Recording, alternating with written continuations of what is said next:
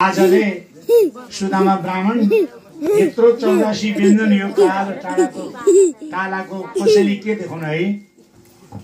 यो बेइज्जतको भारी कालो टालाको यस्तो द्वारिकामा यस्तो छ के देखाउनु यो कनिका पनि त्यस्तो मनमनले मात्रै हो माइक नलिनुहोस् हात नि हल्लाउनुहोस् छैन भनेर हात हल्लाउनुहोस् छैन भन्नुहोस् त्यसरी होइन यसरी यसो गर्नुहोस् माग्नुहुन्छ कृष्ण छैन भन्नुहुन्छ सुदामा हेर्नुहोस् न यहाँ रहेछ त हजुर छैन भन्नुहुन्थ्यो हजुर छैन भन्नुहुन्थ्यो भन्दै थिए छैन लाजाले सुदामा भन्दै थिए छैन लाजाले सुदामा मनै जप्न थाले हरे कृष्ण रामा मनै जप्न थाले हरे कृष्ण रामा गर्दै जब जानु भएको त राजा बाटोमा पुगेर अब छुटकारा हुने ठाउँमा अलि पर जानु सधैँ उता अलि पर जानुभयो बाटोमा पुग्ने आदि बाटोमा पुर्याएपछि जहाँबाट ल्याएको त्यहाँ पुर्यायो भगवान श्री कृष्णको प्रसादले यो धनधान्य वर्षा भयो हामीमा द्वारकमा जे जति छ त्यसको आदि नै वै देवताभ्यो नमः आदित्यादि नवग्रह देवताभ्यो नमः सम्पूजयामि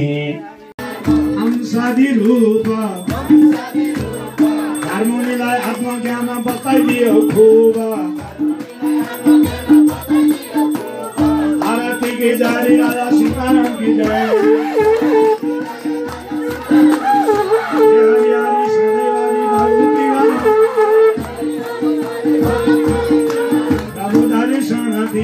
शारदी महोत्सव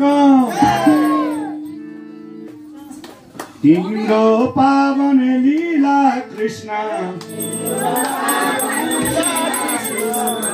भूत केवल एक तिमी कसलाई दिउँ तिम्रो गाना कसलाई दिउँ तिम्रो गाना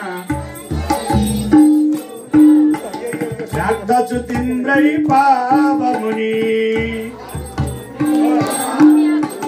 श्री हरि शरणम